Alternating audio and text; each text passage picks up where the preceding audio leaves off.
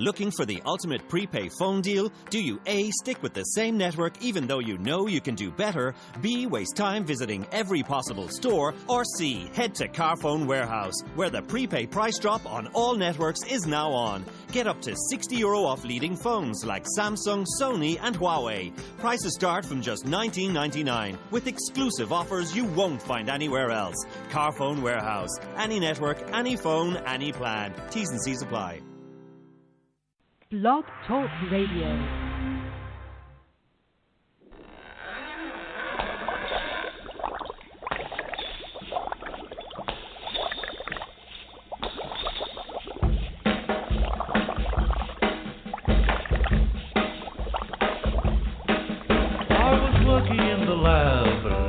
When my eyes beheld an eerie sight, for my monster from his slab began to rise, and suddenly, to my surprise, he did the mash. He did the monster mash. The monster mash. It was a graveyard smash. He did the mash. It caught on in a flash. He did the mash. He did the monster mash. From my laboratory in the castle east to the master bedroom where the vampires feast, the ghouls all came from their humble abode to get a jolt from my electrode. They did the mash. They did the monster mash. The monster mash. It was a graveyard smash. They did the mash. It caught on in a flash. They did the mash. They did the monster mash. The zombies were having fun. The party had just begun. The guests included Wolfman, Dracula, and his son. The scene was rocking, all were digging the sounds. Igor on chains, backed by his baying hounds. The coffin bangers were about to arrive with their vocal group, the Crypt Kicker Five. They played the mash. They played the monster mash. The monster mash. It was a graveyard They smash. played the mash. It caught on in a flash. They played the mash. They played the monster mash. Out from his coffin, Drac's voice did ring. Seemed he was troubled by just one thing. Opened the lid and shook his fist and said, "Whatever happened to my Transylvania twist?" It's now the mash. It's now the monster The mash. monster mash. And it's a graveyard It's now smash. the mash. It's caught on in a It's flash. now the mash. It's now the monster mash. Now everything's cool. Drac's a part of the band, and my monster mash is the hit of the land. For you, the living, this mash was meant to. When you get to my door, tell them Boris sent Then you. you can mash. Then you can monster The mash monster mash. and do my graveyard Then you can smash. mash. You'll catch on in a flash. Then you can mash. Then you can monster mash. Mash. Easy goes, you impetuous young boy. Mash good. Monster mash. Monster mash. Monster mash. Good evening, ladies and gentlemen. It is Saturday night, October the 28th, just a few more days before the witching hour. This is Off the Chain. I am your host, Yvonne Mason, and I think I have sometimer's disease because I told my co-host I was playing Ghostbusters, but in essence, I guess I did put up Monster Mash. So we will start the show off with my sometimer's disease.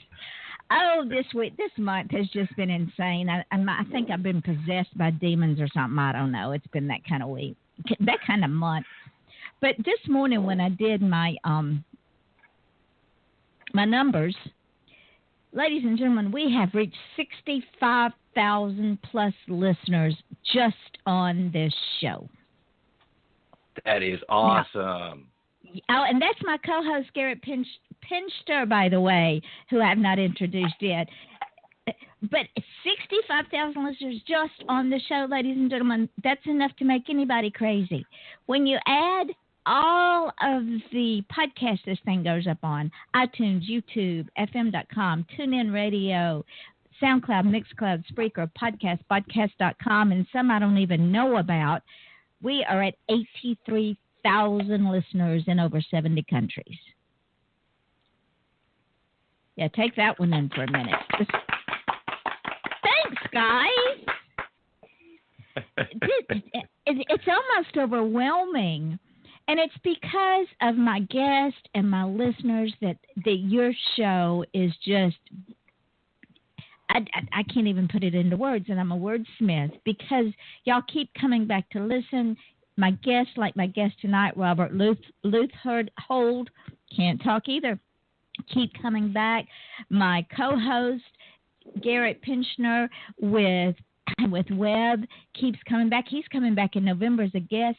Things like this keep the show over the top and off the chain, and I am so, so appreciative. So with that being said, let me introduce my co-host, Garrett Pinchner with Hanging with the Web, and the two girls, Deanna and Sajla. They are in the background. They were the ones clapping. My guest tonight has been on the show before. His name is Robert Leuthold. He is an absolutely amazing young man. He was born November the 3rd, 1977, and from what he tells me, he's been a hellraiser since the chains and leather, well, at least for now. Ever since, after being dragged into the writing thing by our dear friend Hydra, and he was kicking and screaming, he became a regular contributor to Infernal Ink magazine, which is Hydra's magazine, with sporadic appearances elsewhere. He currently resides in Thibodaux, Louisiana. I love that word. I love the name of that city. Thibodaux, Louisiana. It just rolls off the tongue. And he also can be found on Facebook. When he's not writing or planning world domination, he holds a Metal Invaders on Radio Free Satan, which is really a showcase of his passion for metal music. He is also a Church of Satan member. Robert, thank you, my dear, for coming back on the show tonight. Oh, and ladies and gentlemen, I have to tell you this real quick.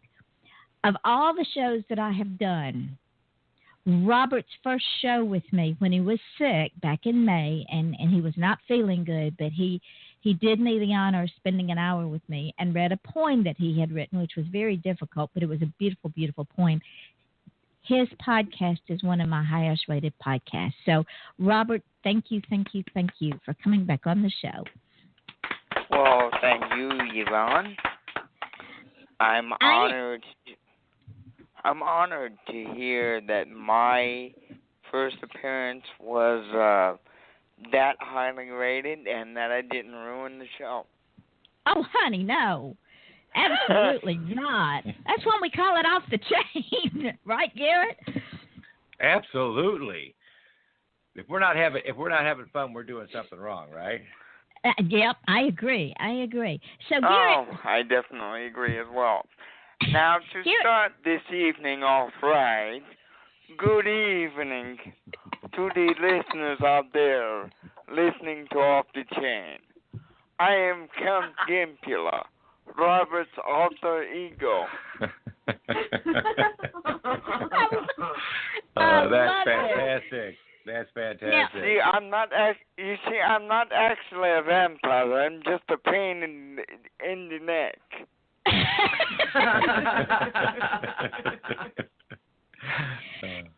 and Robert, you want to tell people why your alter ego is Count Gimpula? Well, it goes back to my sense of humor, which is as twisted as my spine is.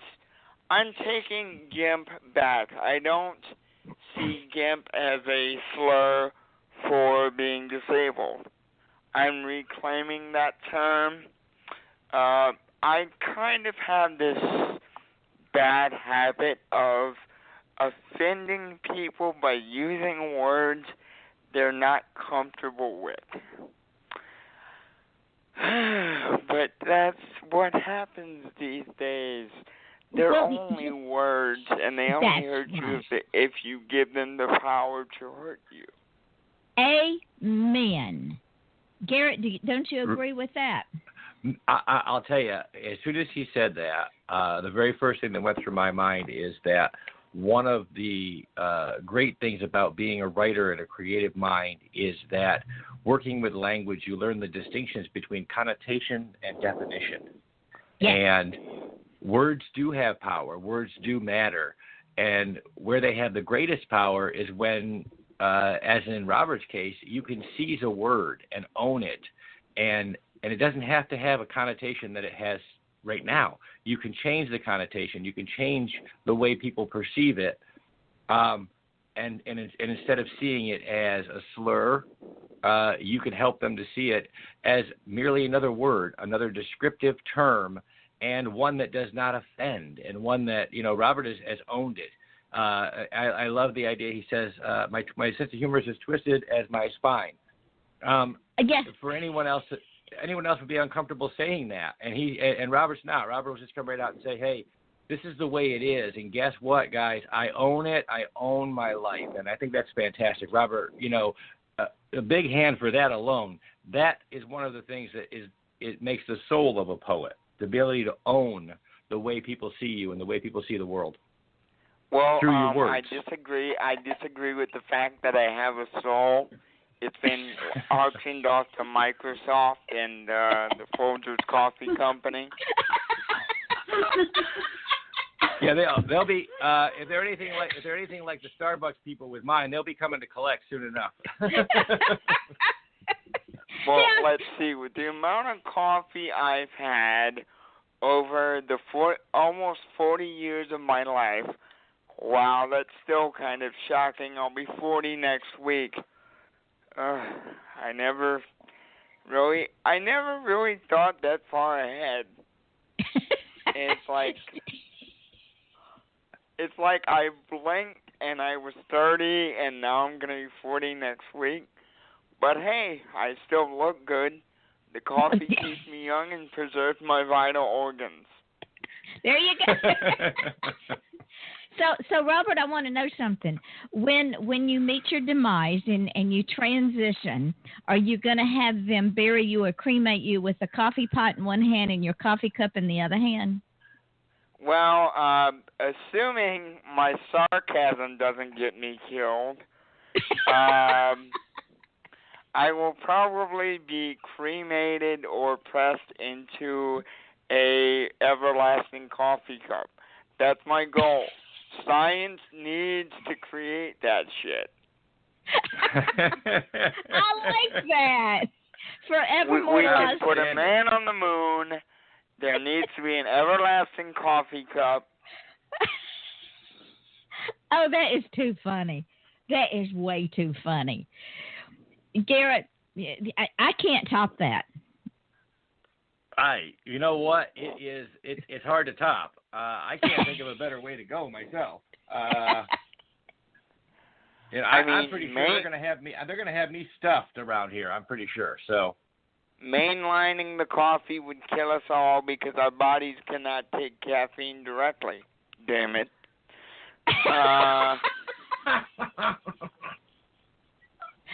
Oh, my goodness. I agree, Robert. There's some mornings I'll just stick my arm out and say, please, just intravenously feed me coffee. Exactly. I don't trust people that when I tell them I drink coffee, they're like, ew, no. Why would you drink that awful stuff? And I just say to myself, come closer when I've only had one cup. Yeah, I got to tell you, folks, we live in America. Anyone in the morning who is chipper, who is not on something, can't be trusted. Exactly. We have many ways to get our caffeine and our fix in this country. So if you're not on anything and you're that cheery, you can't be trusted at all. I'm running the other way. Mm-hmm. So Robert, if you feel like it, because I am so proud of where you are now. If you feel like it, talk a little bit about what's happened since May to you. Sure, we can put the sit-down county routine on the shelf for right now, and I can be serious for about 5 minutes if you like. Okay, 5 minutes is good. what it was after my first appearance on the show, shortly afterward, as I kind of mentioned, I'd been having a lot of leg pain and a lot of hip pain, and it turns out that I got hip dysplasia, which is something a lot of people with CP get. What that is my hip became dislocated, my right hip, and the joint became warped and deformed, and the cartilage rubbed away to where it was basically bone grinding on bone. And I ended up having to have what's called a hip resectioning, which is where they took the joint away and the top part of the hip and pulled the tendons and muscles away and wrapped that around the top of the leg. Basically what happened is life proved to me that it did indeed have a bone to pick with me. It just happened to be my right hip. Oh, Robert. So this is just one of the many reasons I love you, my friend, because you and I have talked before. Life is neither good nor bad. Life is just life. And Garrett and I were talking about this before you called in. It's our perception of our journey that makes our life good or bad. And you have chosen to, as you say, own not only the words, but you own your uniqueness. And I'm not going to say it's a disability because there's hardly anything disabled about you other than you just can't walk like the rest of us, but there's some days I can't walk. So you owned it. And when you own it, then it becomes something special. It gives not only you power, but it gives the people that are in your life power.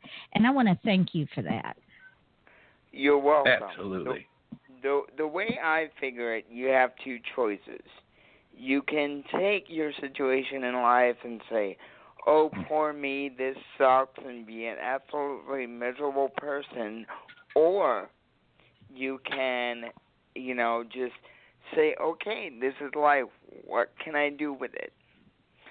And by the way, I'd like to give a shout out to my friend Jeff, who is listening. He says he brought the WD-40, and that's an in-joke between us because we were on a podcast together, and one of our friends had a dog, and they were squeaking the toy whenever I would talk, so we blamed it on my wheelchair.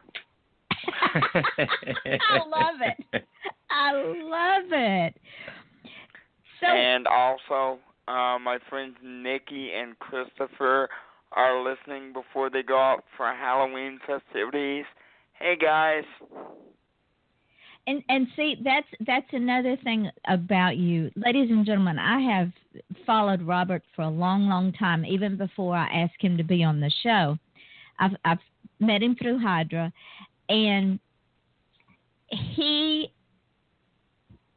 unlike some of us, when we get things wrong with us, Robert has stayed loyal to himself and to his friends throughout. And this has not been an easy journey because there were days when he would say, I'm in so much pain, and he would struggle to transfer from the bed to the chair, from the chair to the shower. But yet he maintained his twisted sense of humor, and he inspired me to be a better person. And I can't thank you enough, my friend. Well, you're welcome. I will admit, I have had bad days. I have had dark periods, and no, it's not because I didn't pay my light bill. My light bill was fine.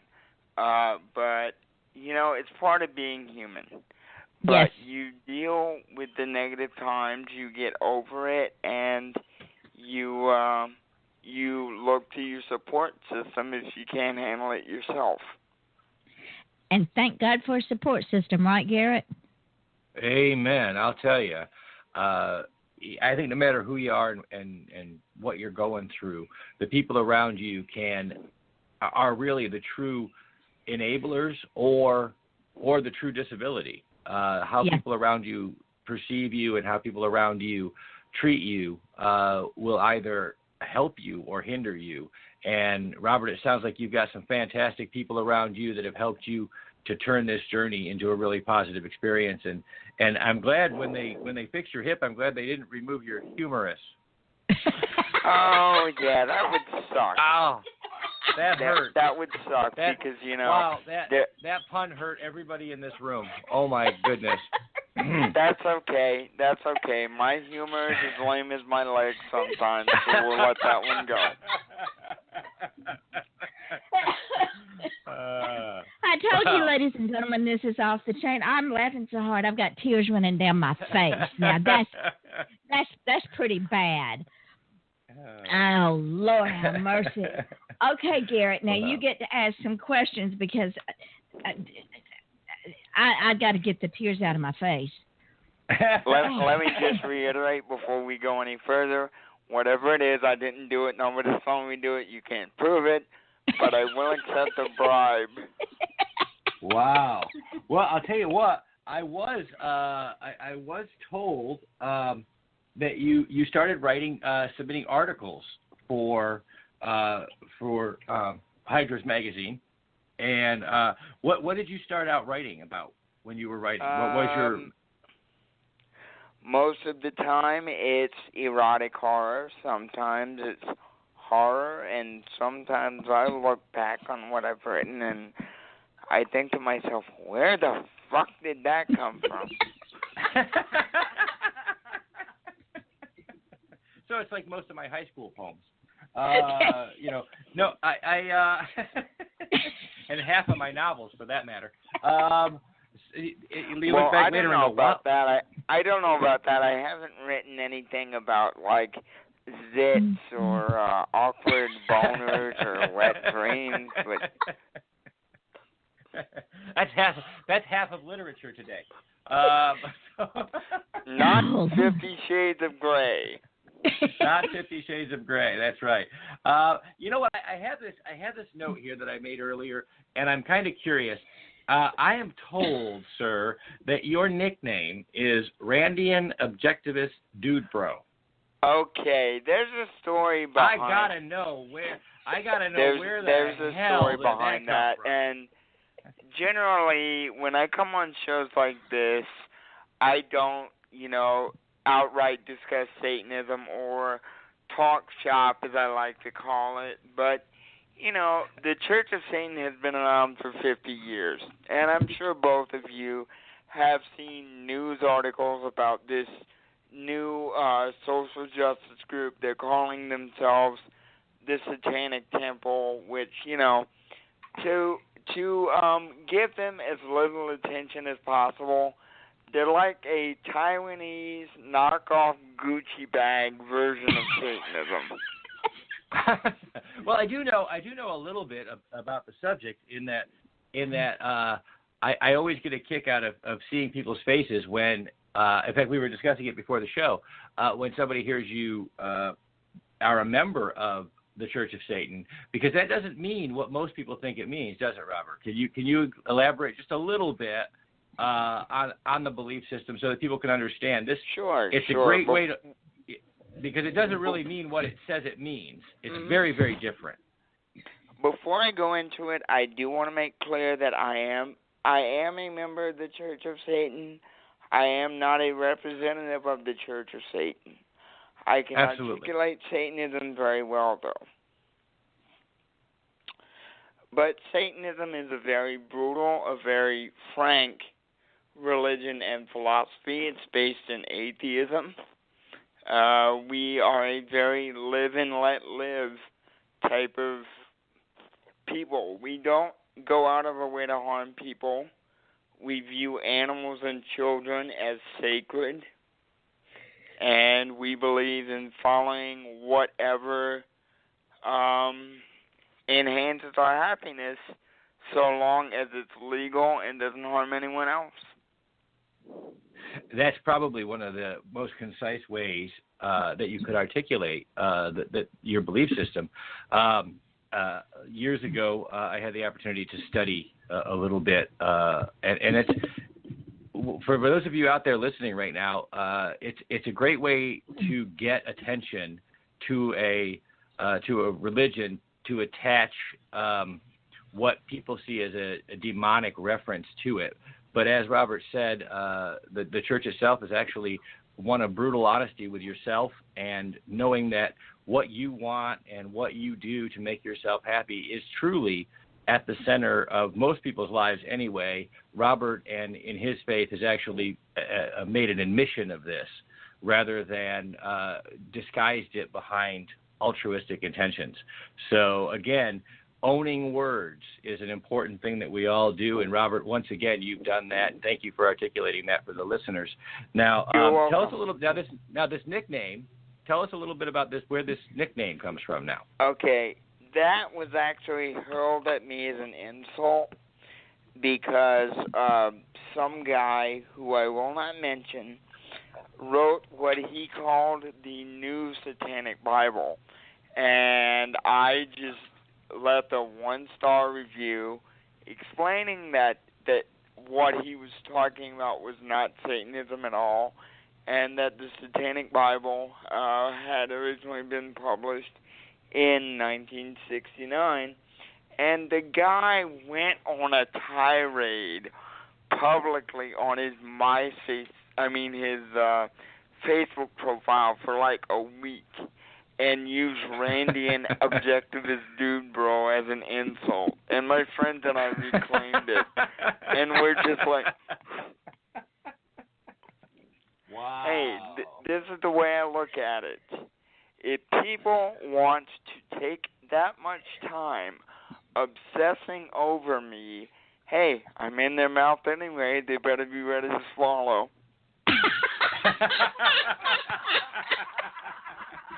Outstanding. I love it. Okay. Now, I understand also, in addition to being very articulate and and a poet by nature, you also DJ on Radio Free Satan as DJ Hell on Wheels, where you are an avid metal fan. And so talk a little bit about that and what draws you. Sure. What sure. draws you to the music? The first time I was on the show, I was hosting Metal Invaders. I'm working on getting back to podcasting, but I will be hosting the Metal Grotto, which is also on Radio Free Satan. My show, basically, I do a lot of different genres, but it's primarily black metal and death metal. And I've also kind of fallen in love with what's known as the occult rock revival, which encompasses bands like Ghost and the now defunct band Person and the Devil's Blood. You know, they all have like that Sabbath-y type sound. You know, the doom metal, the sludgy riffs, and things like that. So. Awesome. And I take it that you are an avid fan of the genres. Yes, I am. For example, favorite metal band? I've seen the black metal band Mayhem 5 times. I've actually become close friends with members of the band, and I've hung out with them after gigs, and all of these guys are just great people. They don't actually spew blood or anything like that. It's like, not to put too fine a point on it. Once again, I love that you're an avid fan of the music and these fantastic creators in and of themselves.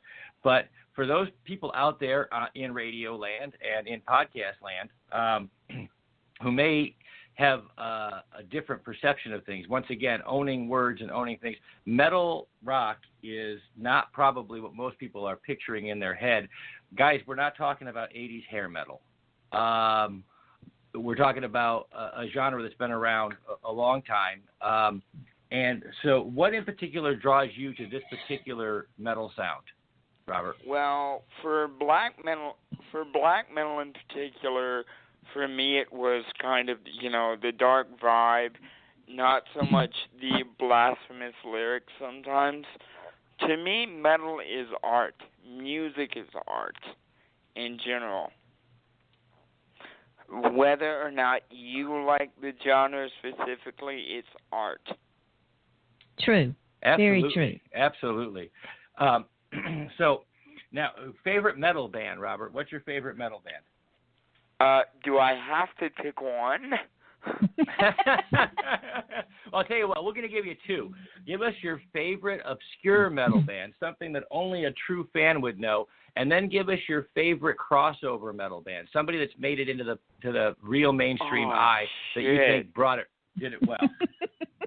Obscure, even that's going to be a tough one because I get deep here. This is like Barbara Walters, okay? We're going to get inside your head. That's a scary place to be. You don't start talking like Barbara Walters, too.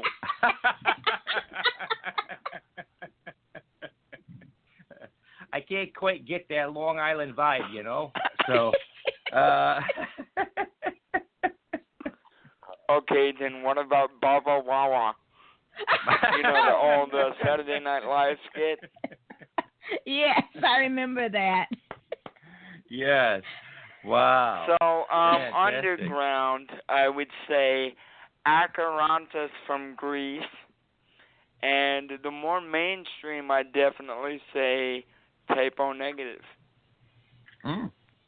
Absolutely. Absolutely. Very nice. And that those guys, go out there and Google that stuff so you can hear some of the music again. As Robert indicated earlier out there in on the web there, you'll find out some of the lyrics. You may seem, again, and how Robert put it, is blasphemous. But you know, the truth is, art is art. It's supposed to make you think. It's supposed to make you consider and deliberate. And sometimes art that challenges our preconceptions does just that. So check those things out, and you'll understand a little bit about what Robert's talking about. Robert, are you ready to read your poem?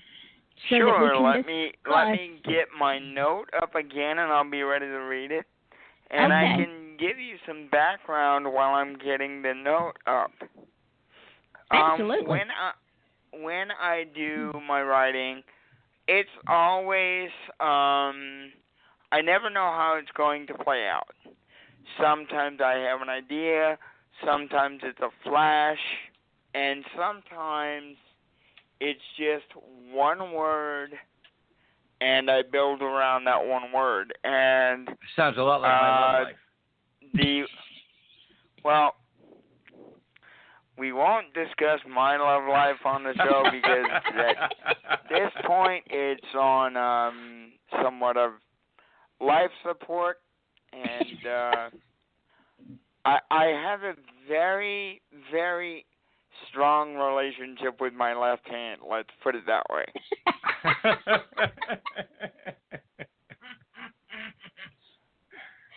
Oh, Robert, you're so bad. One thing about situations like this is, you know, your hand will never get jealous if you use the other one. God. He is so bad. He is so bad. And so good at it. Wow. Oh, Lord. Wow. It's one of my many talents. That is true, Robert. That is so true. Along with having a twisted sense of humor, you were so bad and so good at it. Oh, That's yeah. why we love you. Well, I love you guys, too. But don't hold that against me. I wouldn't dare. It'll be our secret. Uh-oh. So, all right. Have you got before I actually do the reading, let me give you some background. Like I said, sometimes when I get a writing idea, it's built around a single word. And in this case, I hope I'm pronouncing the word right, pustules or pustules, which are basically like blisters filled with pus. You know, nice appetizing stuff in case you're sitting down to dinner right now.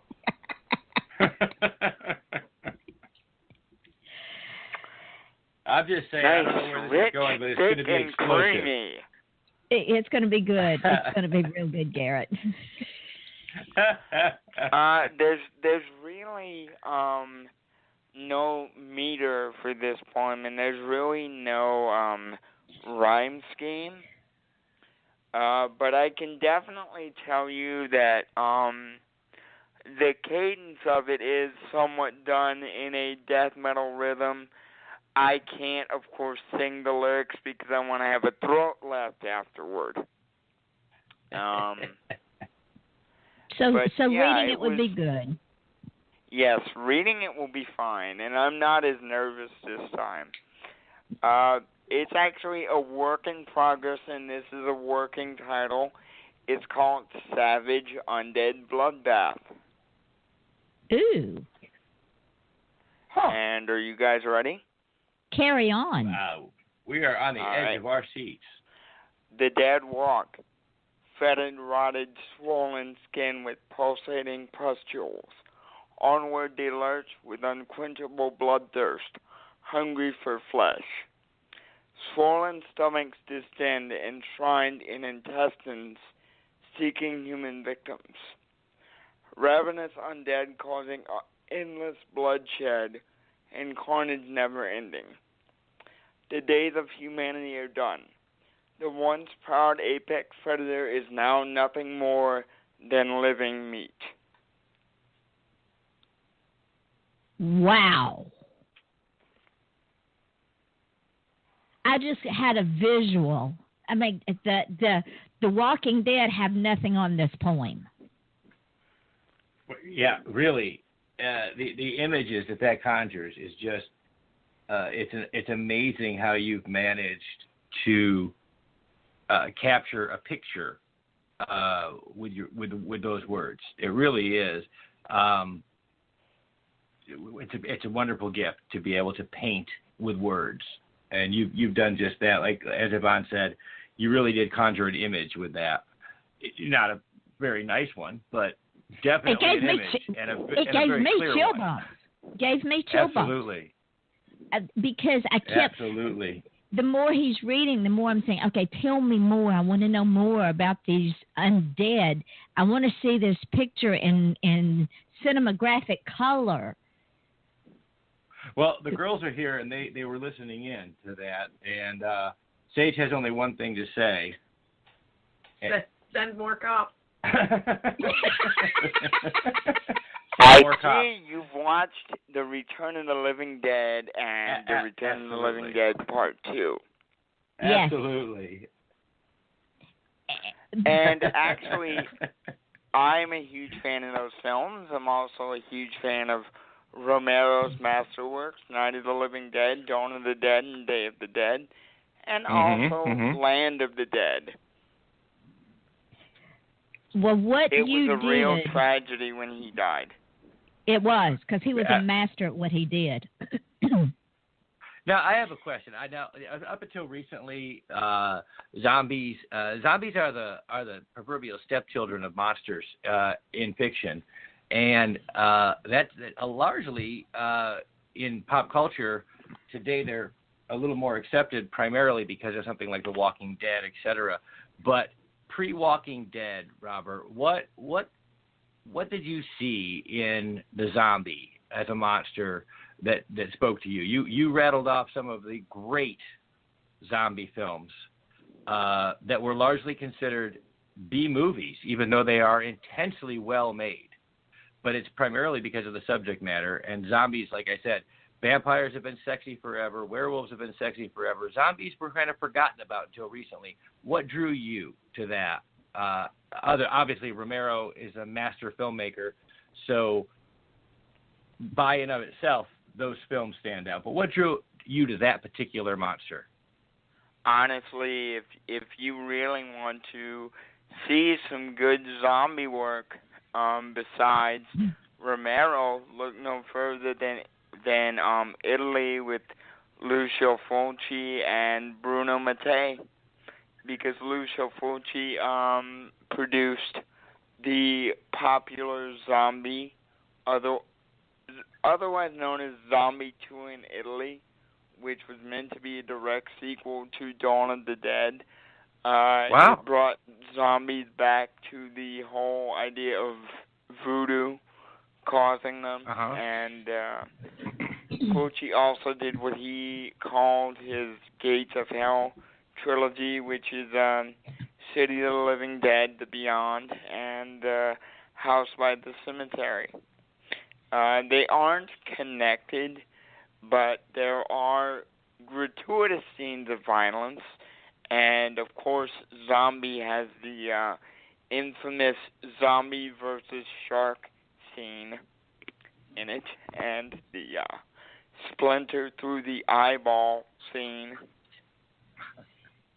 And I had forgotten that the zombie culture started with voodoo. I had forgotten that until Robert brought it up. Yeah, like the old the old black and white zombie movies pre-Romero were based around voodoo, like White Zombie, I Walked with a Zombie, Children Shouldn't Play with Dead Things, which is another rather obscure film that's overlooked, unfortunately. Yeah, wow. Well, as I said before, for most of the 20th century, the zombie has been sort of the forgotten monster, and he's and the zombie is one of the scariest monsters because in the voodoo tradition, this is a monster that's created in the control of another person or in the control of animal nature.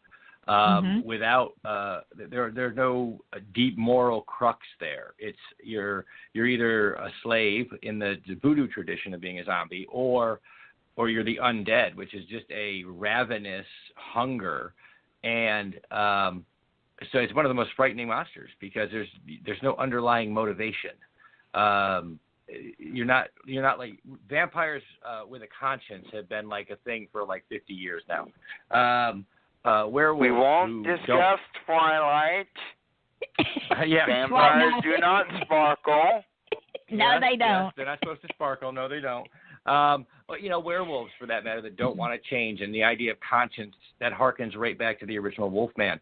But zombies, it's just a ravenous animal instinct, which is probably the most frightening thing for a civilized person to imagine. There's no moral core. There's no huge motivation. You're not going to talk a zombie out of eating it. It's just not going to happen. So they're one of the most frightening monsters, and they've been relegated to the back seat until probably the last 4 or 5 years through things like The Walking Dead, and there was another one that I saw recently.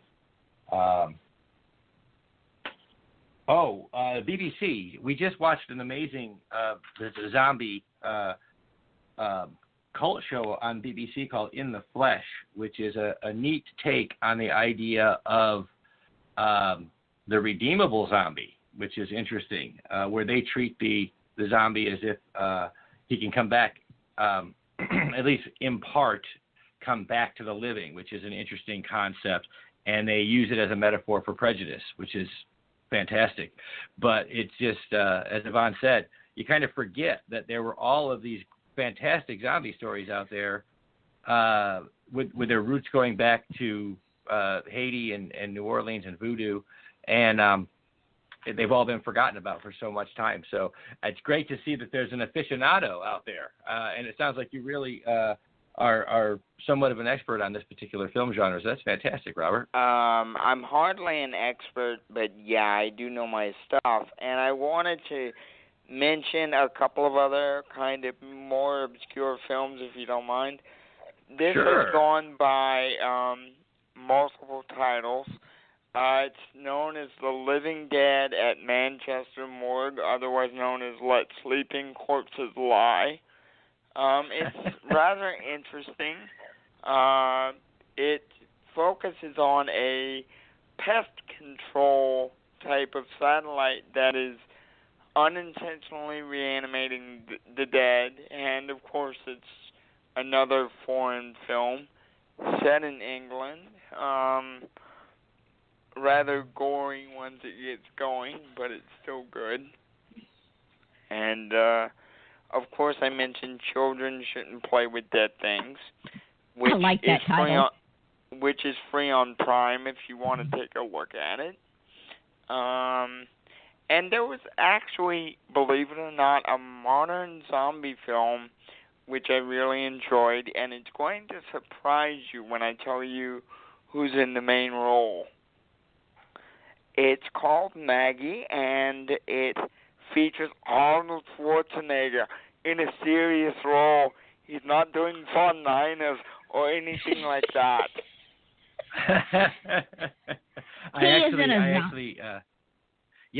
Maggie. It's 2016, released on digital, and it's actually been very well received. And Arnold gets quite a few props for his acting, which is unusual. Actually, it's a serious role. In the case of Maggie, zombieism, I suppose, is treated like a disease, and it's a rumination on death, really. Wow. How people with disease or people dying are perceived by people around them. And Arnold does do an excellent job of delivering a very serious and dramatic performance as someone who is faced with dealing with the death of, I believe it's his daughter, is it not? Yeah, his daughter. Yeah. And dealing with her mortality and the fact that she's going to become a zombie, and he has to deal with that. So I think in many ways it speaks to that part of us that has to deal with loved ones who are going through that transition, whether it be a disease or an injury, but the people around them, how they perceive them and how they help them and either support. Again, we talked about this in the top of the show, whether your support network is so important. If they're supportive, then you really feel that. And if they're not, if they get lost in the tragedy of it all, you feel that too. And Arnold delivers a fantastic performance when that zombie monster is used as a metaphor for our own mortality, which is probably great use of a great movie monster. Yes, and I'm just going to go ahead and say, mild spoiler alert, Arnold is given the option, multiple times in the film, we can put your daughter in quarantine, we can kill her ourselves, or we can give you the medicine that they would give her in quarantine, but she'll be in agony. And he basically tells them, leave and don't come back. Wow. Yeah. Wow. It is so much of the time the things that scare us on Halloween, and this is a great time to talk about these things is with Halloween, coming up just next week. The things that scare us really have become metaphors for the way we face life and transitions in life, and so many of the things that happen to us, and whether it is our own vice, which we are often faced with, in the idea that the hands of a vampire, our lust and our greed and our insatiable hunger for things, or zombies and our dealing with our own mortality, and how we deal with death and illness and the tragedies that befall us. One of the scariest things is a Halloween where we actually looked at those monsters and saw what they were, which is a mirror held up to our faces, showing us all of the ways that we face or don't face what life deals us. And that's probably scarier than anything that we can, any jump scare in any movie, is the idea of actually facing those things down and realizing that, again, just as Robert has done so many times, owning where you are in life and whether you're in transition or you're facing illness or facing hard times or writer's block or anything else, any hurdle that's thrown at you is a monster. And if you face down that monster, then like so many movie heroes, you get to stand at the end and be doing okay. So it's a great time. Halloween's a great time for us to have a great time and have a lot of fun. I've got a 6-year-old around here that can't wait to dress up, but it's also a great time to take a look at us and our general human condition and say, hey, these monsters, we're not created out of thin air. We're creative-minded people, and we give our demons faces. And I like that analogy. I do. I like that a lot. I suppose well, even. Go ahead. You go first. You're the host. Every once in a while, I get lucky with one of those. What were you going to say, Robert? Yeah. I was going to say that I enjoy this movie as well, even though it's not strictly a zombie genre picture. Wes Craven's The Serpent and the Rainbow. Oh, amazing movie. Truly, I saw that in my late teens. Oh God, am I that old? Yeah, I guess I am. I saw that in my late teens, and it was just a phenomenal look at perception, and it really is. So, wow. Craven is another sadly missed horror meister for sure. Yeah, he is. He one of the greats. Absolutely one of the greats. Gentlemen, y'all are not going to believe this, but the top of the hour is rolling around. Wow. You just get talking about fun stuff and you don't even notice that.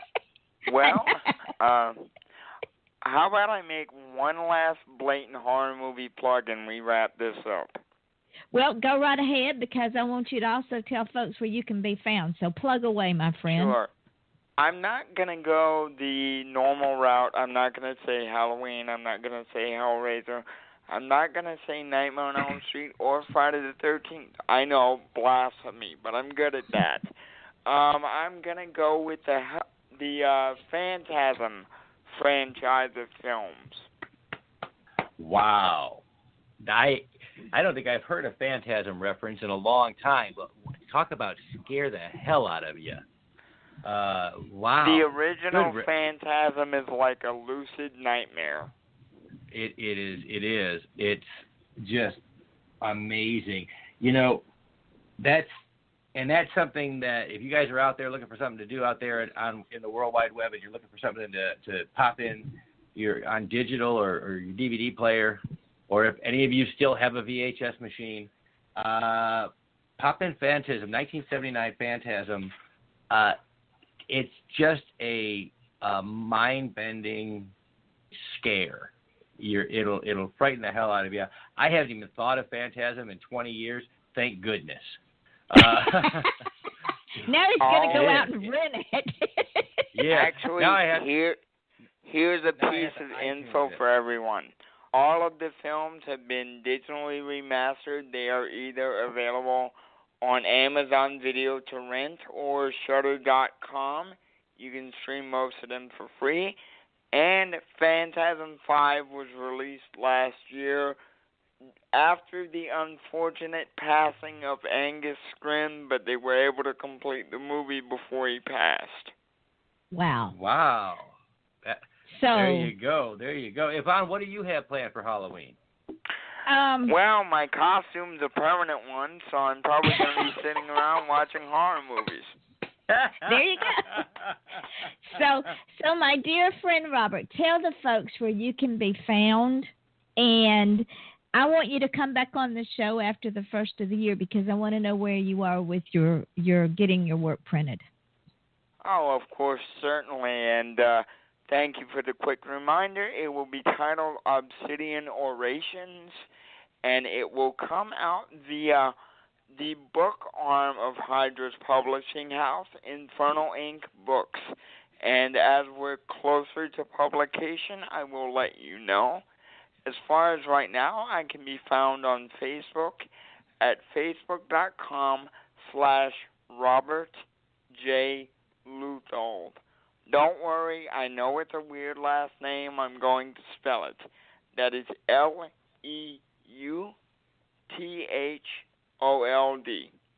Just send me a message. Let me know that you found me on Off the Chain.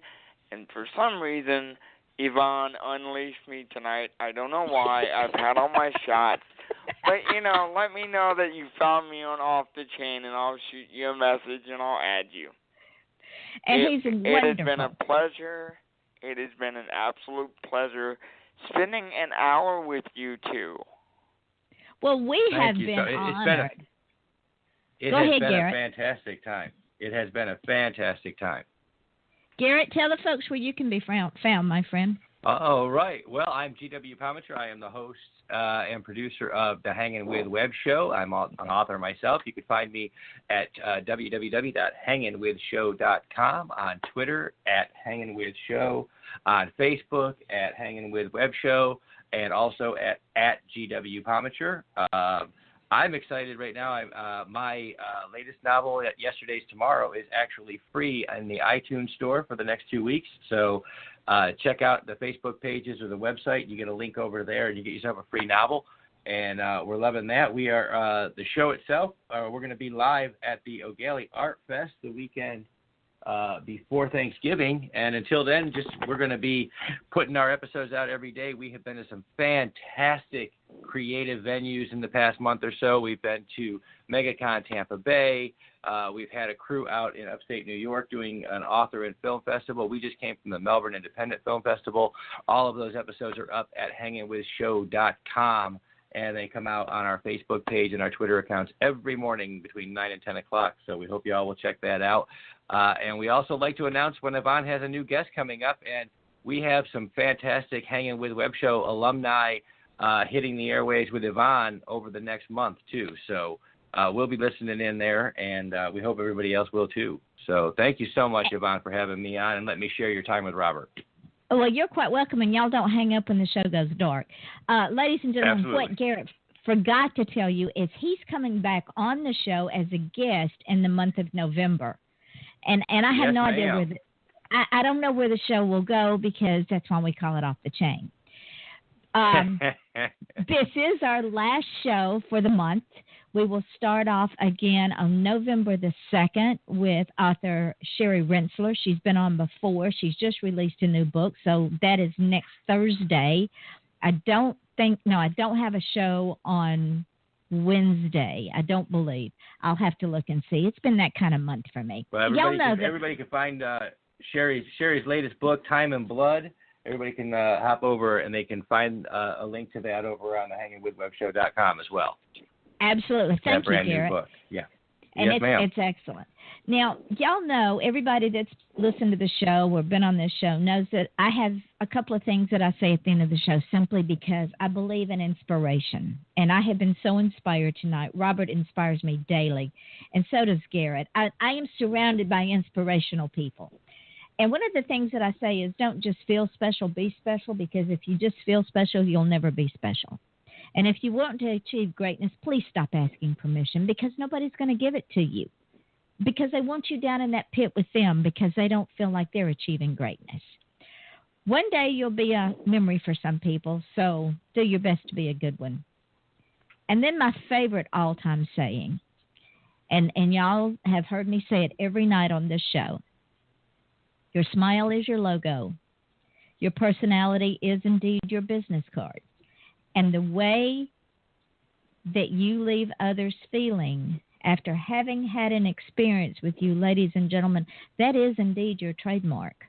So don't be that person who's in the casket and people look over in the casket and someone says, well, what do you think of so-and-so? And the second person says, oh, they had nice hair. Don't be that person. You really don't want to be that person.